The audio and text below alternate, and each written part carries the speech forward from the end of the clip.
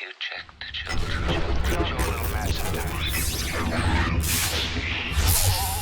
Hi, I'm Chucky. Wanna play? Sometimes that is better. You're gonna need a bigger boat. Hey everyone, welcome back to the horror show. I'm Cecil Laird, And you got Jaime Fuego here. and we have one of our dalliances from the horror genre, if you want to call it that.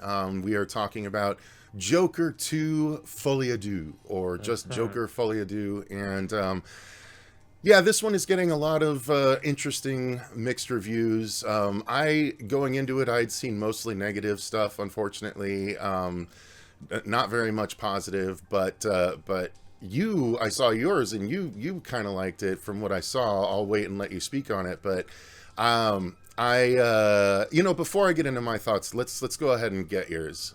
Oh, okay. Well, they've changed a little bit because I've had a few days to simmer on it. Okay. So they did a fan screening on Monday evening, which I was really surprised that they were doing even before the press screening. So that was a little bit of a head scratcher. But they were obviously hoping for some buzz amongst the fan community, I'm assuming, a few days in advance. And so with a few more days to percolate, I actually think I like it just the tiniest bit more. Now, I still kind of feel like this movie didn't need to be made because it didn't really enhance the lore. If we're doing just overall thoughts, I feel like in some ways it was a tiny step back performance-wise by Joaquin Phoenix. I thought Gaga was okay. She's always serviceable enough for other American Horror Story, Stars Born, whatever. But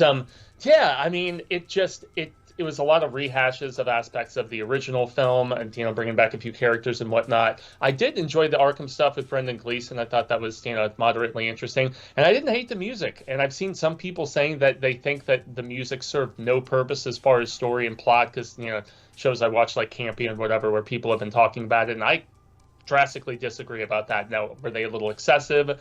Were the ones where they weren't in full-on fantasy mode not as impressive or interesting? Sure. But it was an aspect that I didn't necessarily mind because I like musicals. And so, but still, at the end of the day, I don't necessarily know if we really needed this movie. And so, yeah, I guess I'll leave it at that. Now, being the big comic guy, much, much more so than me, Batman, most notably, your thoughts I've been really curious about in the few days since I saw this, man. I mean, the first movie was not Joker, it's a completely different take. It's just an alternate universe situation, but Elseworlds, yeah, this was bad. This was very, very bad to me. It, like you said, it didn't further the lore in any meaningful sense, outside of one particular thing. Is it the controversial bit? I guess. I guess that's controversial. I saw it coming from a mile away. Like, oh, yeah. As soon as someone appeared, I was like, "Oh, there it is. Okay, that's what's going to happen." Which was also in line with some things Todd Phillips, without spoiling anything. Todd Phillips made some comments when the first movie came out about someone not being someone. If we're going to dance around the issue a little bit, but yeah. Anyway, it's I completely. Yeah, I agree with all the people that you disagree with. I think musicals are meant, like the songs and music that are written for musicals are written for the musicals to further the plot, to, actually give further character development. I feel none of the songs chosen in this film did that. I feel like the movie ground to an absolute halt anytime the music started, because then we just had to live in this uninteresting moment that most of the time preceded each song. And it's like, oh my God, now I have to wait 5 minutes before we can move on from this? Fuck. And it was just so frustrating. I had to get up after an hour. It's 2 hours and 20 minutes, first off. I had to get up after an hour and just walk the hall, and watch from the side. And it was just so monotonous to me. I saw your text when I was working, and I was like, oh boy. the stuff, between the music was okay. It's nothing we haven't seen before in any number of courtroom dramas that's done it better, or that have done it better. The Brendan Gleeson stuff, that was, I guess, kind of interesting, but it was never given any real substance or reasons. He's nice and then he's not, and okay, what? It's, who cares? Why was he being nice? What was the reason? Not just Like, he's not just a nice guy. Like, I didn't get that impression. And, you know, I don't know. I just fucked up my eye somehow. Yeah, no, I the performances were fine, and we'll get into the stuff more in depth. But yeah, my overall thoughts, why was it even done? Like, and I was one of the people that was open to it. I was one of the people open to the idea of it being a musical, but this was just playing songs from the past in an uninteresting way. And so we can get into it further. The story is simply the trial of Arthur Fleck post Joker 1. He's on trial for the five of the 6 murders that everyone knows about. And while he's in prison waiting for his trial, he happens across, you know, this kind of crazy girl, Harleen Quinzel, who they make so uninteresting when they do the reveal of what she actually is. Like, it just was so, like, oh man, so many bad choices. But anyway, so, and then, yeah, the courtroom drama plays out for the last hour of the movie. It's just not that interestingly portrayed. I mean, that's the long and short of the movie without spoiling it. And, yeah, there's some stuff with a few of the guards in the first, because the first hour is like a weird Shawshank Redemption kind of thing. I got those vibes too. And like the second is a substandard Time to Kill kind of thing. And so, you know, all courtroom dramas to me are measured by a Time to Kill, because I think that's the best one.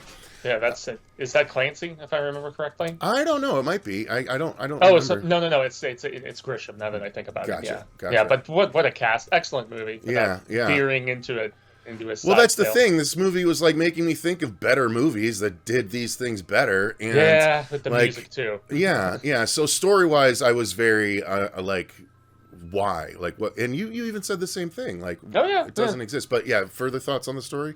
Yeah, the one thing that I will say, and this is where I gained a little bit more appreciation for it, and it's kind of a spoiler, so I guess I can't really go into it that much. But I liked some of the revelations about Lee's character and what she was actually really all about, because it kind of made sense. It was the opposite of that.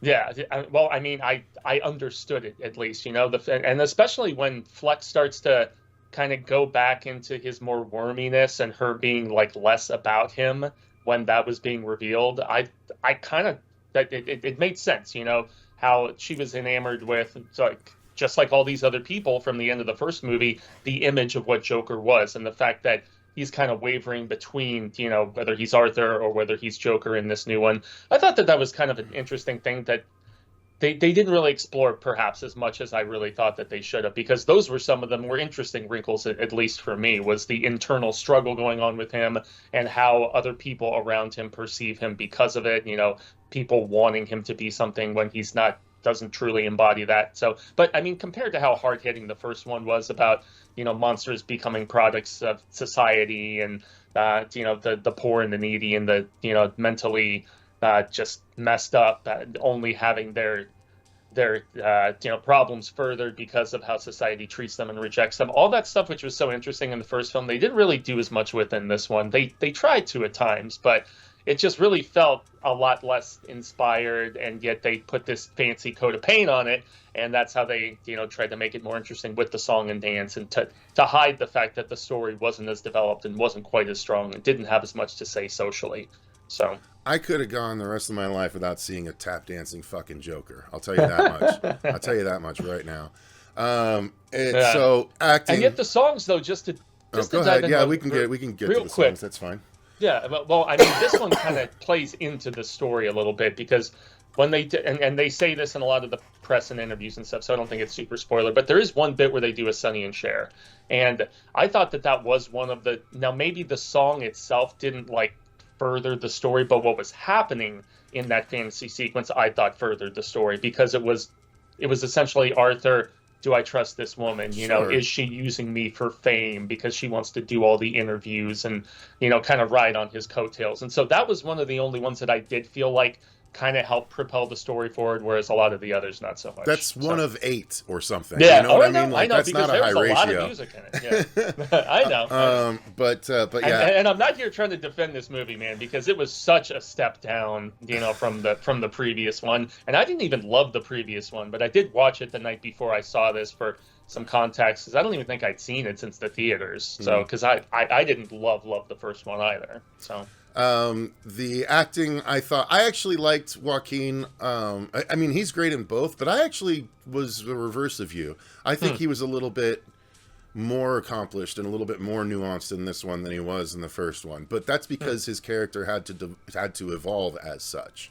Yeah. You know, like, I don't think through either of the movies he even knew exactly who he really was, and it took towards the end of this one before it seems like he kind of finally learns it. And so, like, that part of the story I enjoyed, but that was an hour of the 2 hour and 20 minutes of it, you know what I mean? And so, but Lady Gaga, I thought she was fine. Yeah, I didn't see Stars Born, but I did watch her season of American Horror Story, and I thought she did fine in this. They cast her because I'm not saying they only cast her because of this, but casting her because she's also a terrific singer probably helped quite a bit. Oh, yeah. You know what I mean? Otherwise, I doubt she might have been the choice. You know what I mean? Oh, yeah.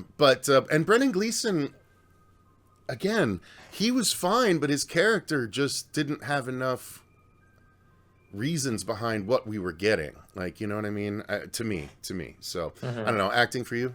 Yeah, acting was good. I mean, once again, I felt like when Fleck was wrestling with himself so much more so, and just like so much more of that wormishness from the first one, I was a little more impressed with that. This one, he does have a little more range to what he's doing, especially when he goes into that southern drawl in the courtroom, and I mean, doing silly things like that. And I actually thought that this was a little more jovial and humorous than the previous Joker. I don't know if you would second that notion or Maybe. like kind of feel that vibe, because of the fact that there were the romance numbers, and I felt like there were more laughs as opposed to like just full on darkly comedic sort of humor like the previous one. But I thought Catherine Keener as his attorney was fairly solid. I did like to see Zazie Beetz and the actor who plays Puddles coming back. I didn't expect that, and it seems pretty unanimous that Puddles' testimony is one of the most like gut-wrenching and effective scenes in the entire movie, and it definitely was for me, so props to that actor as well.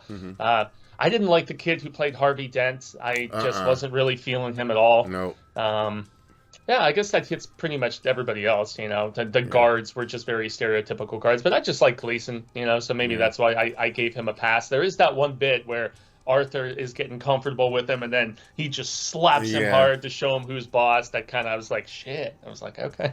Yeah. So, yeah. As far as filmmaking goes, the cinematography was great. The filmmaking was wonderful. The set, the production design of it all was fine. It was the numbers were kind of cool, but I just couldn't bring myself to appreciate them as much as they probably wanted me to, because I was so checked out when every time it happened. It was like, oh, now we have to wait, and like it's just that's not what. And I'm not a musical hater. I like quite a few musicals, but this just wasn't it. But yeah, cinematography wise, it was really well done.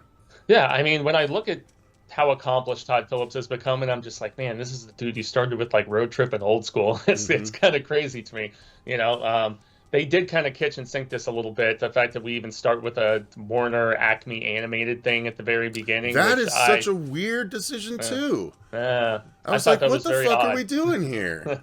And it's separate from everything that happened. Like it doesn't tie into anything. It's another fantasy sequence I could only imagine, but yeah, I mean, not even like it's just it's before the whole movie. It's like I was like, oh, are we getting a short or something like the old Roger Rabbit shorts? But no, it's just fucking pointless also.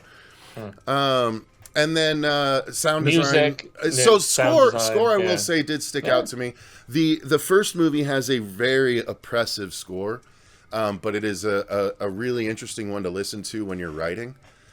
So I have listened to the Joker score, and when I read some darker, like the DC Black Label Batman books, I'll put on the Joker because it tends to be pretty dark and stuff like that.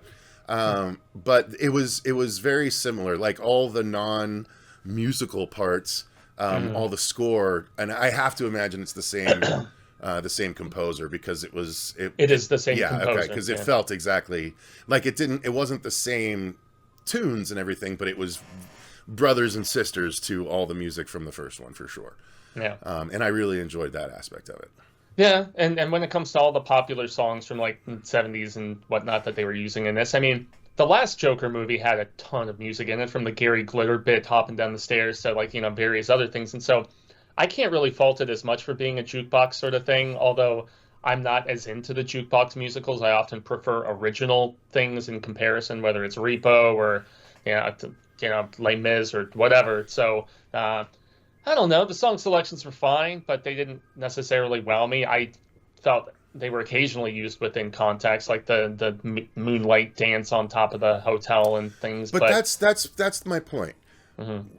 It's in context, sure, but it's not furthering anything. Furthering the narrative. Well, I still contend the scene I mentioned earlier, but that's really the only one. And that scene is really just sort of and I won't spoil anything, but it's really more of a. It ties in more than every other sequence that they do. So, I mean, that's I don't have much else to say because I don't either. You know what I mean? Like, there's going to be tons of reviews saying similar stuff, I'm sure. I know Lee from Drum Dums really liked the. I was quite surprised when I saw. I wasn't at all. It's very Lee. Lee's I really like Lee. He's a really good guy. Too, man. But he's so funny. Sometimes his takes out of the theater are the complete opposite of the majority sometimes. And then sometimes months later he'll be like, maybe I was a little hot on it. Yeah. I'm wondering if this might be one of those circumstances. But maybe not. And power to the people that do enjoy it. And the filmmaking and everything, no one ever sets out to make a bad movie.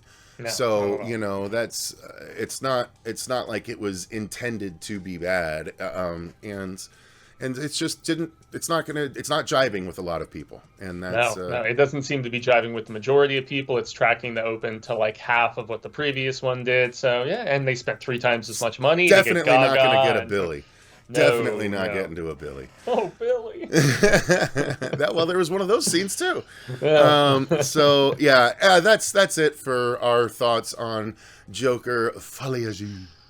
Shared psychosis. And likely after this, we are seeing a Deux to this Jokerverse as well. So this one is not going to make enough money to warrant any more, to say the least of any other reasons. Uh-huh. So thank you guys very much for watching. Let us know what your thoughts are in those comments down below. I'd be very curious to know if there's any other dissenters out there that enjoy the movie. But it was a masterpiece. I'm sure those are going to be those people. Dude, I saw people saying that about Megalopolis, and that was Christ! Trash. And you know what? I watch H3, and Dan and Ian on the show, they went and watched it, and they said it was horrible, but it was a wonderful theatrical experience because the whole theater was laughing at the stupidity almost throughout. We were. It was like room level status. Of and I heard there's a scene, there's a part where Adam Driver is supposed to talk to someone at the theater, but it only has someone there at the IMAX screenings. At the IMAXs, and since I didn't see it at IMAX, I was reading afterwards. I was like, God damn, I would have liked that, but it's such a quick little throwaway bit anyway. Here we are talking about a whole different movie on this review. So thanks for watching, guys. Until next time, I've been Cecil Laird. And gracias, I've been Jaime Fuego. Thank you to all of our patrons. And until next time, remember, guys, stay scared. Stay scared in October.